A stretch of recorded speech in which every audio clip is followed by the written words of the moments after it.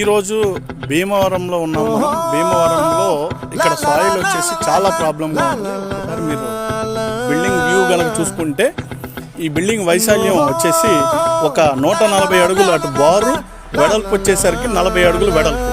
ఈ బిల్డింగు ఇలా జాకీలు పెట్టి ఉండటానికి గల కారణం ఏంటంటే ఈ బిల్డింగు సాయిల్లోకి టిల్ట్ అయింది. టిల్ట్ అవడం అంటే ఈ బరువు మైలేక సాయిల్ వచ్చేసి కింద కూర్చుంది.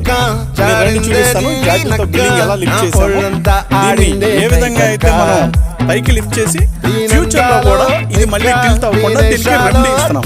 ఏ విధంగా జరిగింది అనేది మీకు ఇప్పుడు చూపించబోతున్నాము. సపోజ్ దీనికి ఇక్కడ నుంచి మీ కనుక మీరు గమనించుంటే ఈ జాక్స్ అన్ని పెట్టి పైన ఈ 1230 టన్నులు వెయిట్ని ఈ జాకీలతో మనం మాన్యువల్గా లిఫ్ట్ చేసి దీన్ని ఒక లెవెల్కి ఎటువైతే ఒరిగిందో అటు నుంచి ఇంకో వైపుకి మనం లెవెల్ చేసుకుని వాటర్ లెవెల్స్ అన్నీ చూసుకుని దీన్ని లిఫ్ట్ చేయడం జరిగింది. ఇలా లిఫ్ట్ చేసిన తర్వాత దీనికి రీఫౌండేషన్ అంటాం. ఆ రీఫౌండేషన్ ఏంటంటే చూడండి, మీరు ఇక్కడ కనబడుతుంది బ్రిక్, ఇది బీము. ఇలా బీమ్ ఫామ్ చేసుకుని లోపల ఏదైతే ప్రీవియస్ ఐరన్ ఉందో దీన్ని కట్ చేసుకుని మనం లిఫ్ట్ చేసుకున్న తర్వాత మళ్ళీ బీమ్ ఫార్మేషన్ అనేది జరుగుతుంది. ఇదిగోండి, ఇది బీమ్ ఫార్మేషన్.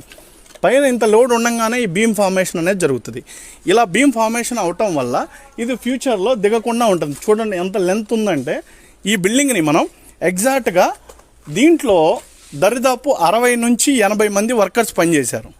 పనిచేయడం వల్ల ఇది అడుగున్నర హైట్ లేపి దీని ప్రెషర్ తీసుకోకుండా దీనికి రెమెడీ చేసి ఇలా ఫౌండేషన్ని కవర్ చేయగలుగుతున్నాం.